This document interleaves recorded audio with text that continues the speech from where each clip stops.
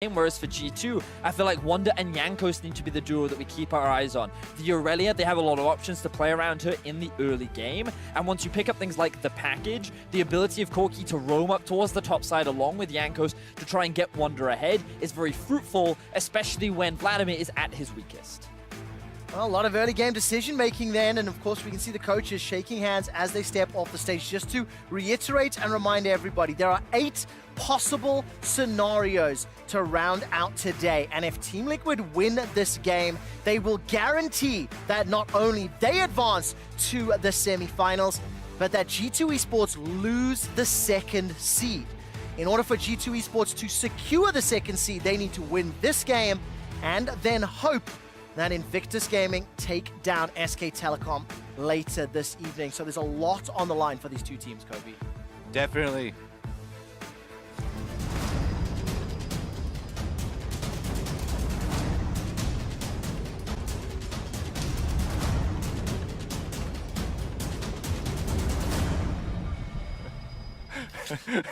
That always catches me just a little off guard there, gentlemen. Just a little off guard as we jump into NA versus EU. Team Liquid versus G2 Esports. G2 lost that game to Fong Vu Buffalo earlier today. They are 0-2, and of course Team Liquid. Tower, but they're both fairly low health, so we'll see if that even helps. Oh, dangerous. That's a trade back and forth. First blood picked up by Smithy in the 2v2. Now Smithy's running from his life. Jankos gets the furious fight, but no reply. What did I ask of them, Vedius? Blue Steel, as we pause here to see if Jankos will go aggressively, is kind of a consequence of G2 drafting the way they have in the mid lane and bot. Well, Caps is dead. Exactly what you wanted to see, Kobe!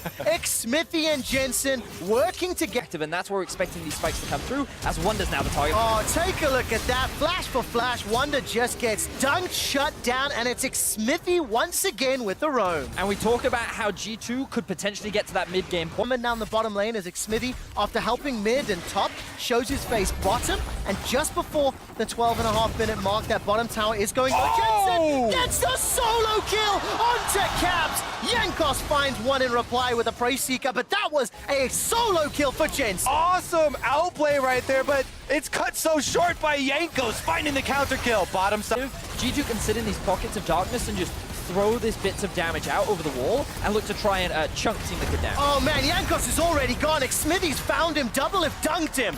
That's yet another kill.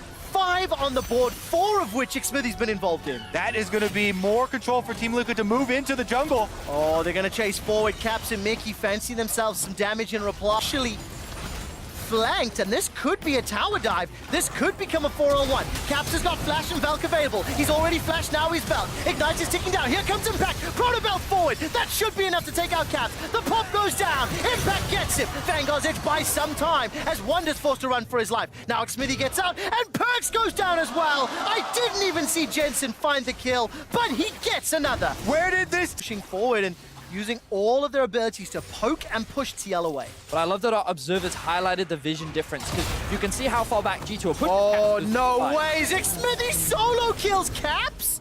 0-5-1. But Smithy made that work. The G2 team that often doesn't stick to the playbook. And the G2 team, as you pointed out earlier, do have quite a lot of long-range poke abilities at their disposal. Currently, they're fighting in mid, though. They are indeed. Teleport's coming out. Smithy's got the Cataclysm available to him. Mickey buys some time with a stopwatch, and Perks is forced to run for his life. Hemoblade might just be enough. Not going to kill him just yet. Now on the back line, Wonder's already dead. There goes Mickey. Jankos is running for his life, and Smithy follows the flag and drag with a flash. Manages to find Jankos. He continues to run for his life, as at least there's 1 kill back for G2 Esports. But Jankos goes down. Now Caps trying to get another. Double Lift cleans it up, and only Perks remains. Perks is the only one left standing, so that means Baron is on the table. Team Liquid are looking to take a victory over G2 here at MSI. It's gonna be delayed though. No Baron started up. It looks like they're not going to take the gamble. They don't want to run the risk. They're waiting for the health bars to come back. They're waiting for the teleport from Double Lift. He's going to go back to base, spend his gold, pick up a couple extra items, and they're going to look to secure this big objective. Rapid fire cannon completed along with the Storm Razor and the rain blade. It is too little. It is too late. In their target focus, and now they found another target. We're back, and Doublelift is on a rampage. 4-0-1.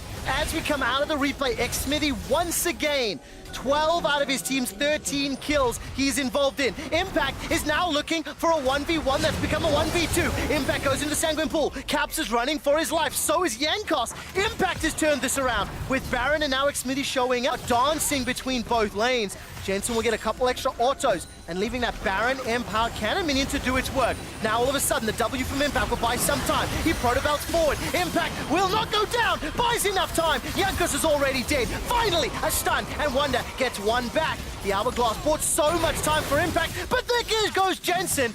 Manages to get the AoE. I really thought more was going to happen. Looks like you lost your ability to use words there. Quick shot. Good stun comes out from Wonder, but the damage has already been done from Team Liquid. They broke into the base on the bot side. They haven't slowed down yet. Doublelift goes in. Oh, Doublelift finds Perks, blows him up. Killer Instinct into a Cathian Rain. The inhibitor is still standing in the bottom lane, and now the focus is the middle. Doublelift step forwards, auto after auto. Those plasma stacks are melting through Mickey's HP bar. Grey Health has already been popped. Small amount of regen. But it's simply level differences alone is enough to melt through G2, let alone the item. And there's two GAs on the side of Team Liquid. The Hourglass sitting inside Impact's hands. Caps is getting a couple autos off, and look, all credit to G2. They're holding on to this inhibitor. The Caps is going to use that package defensively, try to put down the wave clear. There goes xMithy. Here comes Doublelift. His Killer Instinct did. That's the first kill on Perks. Impact will be finishing us up. That's a triple for Double. He's looking for the Quadra, maybe a Penta. Not going to be enough just yet. His Impact is taken out into the fountain. Caps and Yankos go. It's a 5-on-2. Team Liquid, surely they've done it. That's a dash forward. Here comes the rest of Team Liquid. Caps goes golden. Nexus turret falls. Caps flashes away to safety. Cordia J's going low. He's taken out by Yankos. Jensen gets one in reply. It's not done yet as Caps is trying to get the damage out. The Nexus turret is broken, but with a GA and a Fed Kaiser, Doublelift and Team Liquid advance to the semi-finals, eliminating G2. What a turnaround for Team Liquid. On the final day of group stages, they show up the biggest. Big performances from all members, but xMithy, what an improvement. Absolutely dominating the early game. And then with the draft of Kaisa, Galio, Vladimir, amazing team fight to end out the game. If they win early game with this composition, they are going to steamroll ahead. 4-0-15. He was involved in 19 of the 20 kills that Team Liquid were involved in, even getting a solo kill down on 2 Caps. Exquisite performance from Team Liquid. They executed upon their draft beautifully, and most importantly, Kobe, the xMithy Jensen duo. They found that early lead.